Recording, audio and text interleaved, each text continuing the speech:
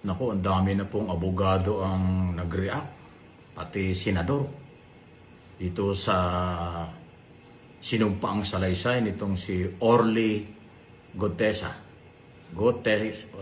Gotesa, na dating Philippine Marines, na nagpakilalang tao, security, ni Congressman Saldico.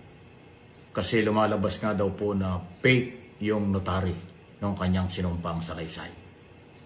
At ang sinasabi ngayon ng mga kilalang abogado, maging si Kiko Pangilinan na abogado, senador, membro ng Blue Ribbon Committee, may problema ang sinumpaang salaysay pag fake ang notary.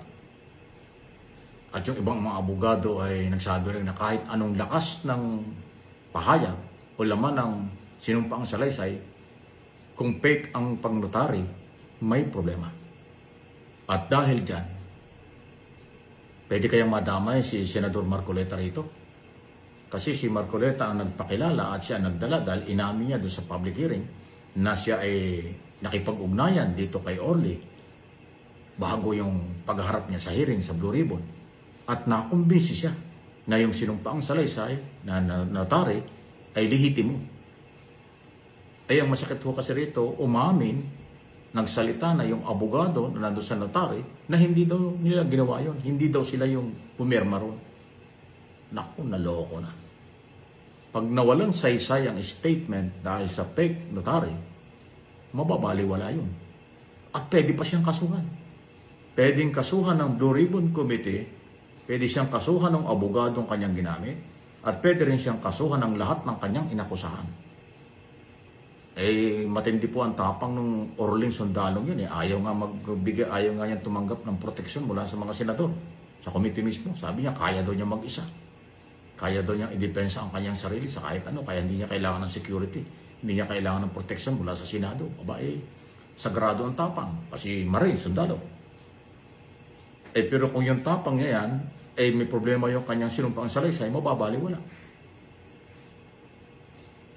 Kasi kung fake yung sinumpaang salaysay o yung notary, kahit na totoo yung sinumpaang salaysay, pagdududahan niyo. Mahalaga po kasi yung public notary. Na ibig sabihin, kanyang sinumpaan ito sa abogado ng notaryo. Hindi naman daw kilala at hindi naman pala pinirmahan. Yung abogado nagsabing hindi dumaan sa akin yan. Naloko na. Yan ang mabigat ngayon.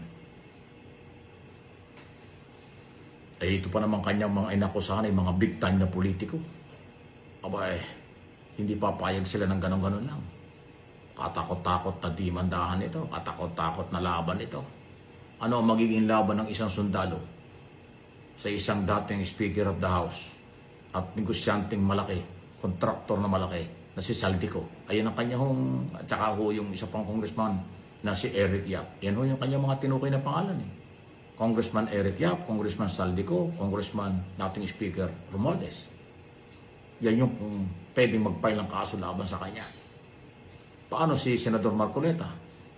Baka madamay. Alam ko, ang mga senador, wala namang immunity sa kaso yan. Pwede siyang kasuhan. Dahil walang immunity ang mga senador, congressman. In aid of legislation, trabaho nila. Pero yun sila kasuhan, walang immunity sila dyan. Delikado pag nagbalikan dito mga inakusahan. Kaabang-abang talaga.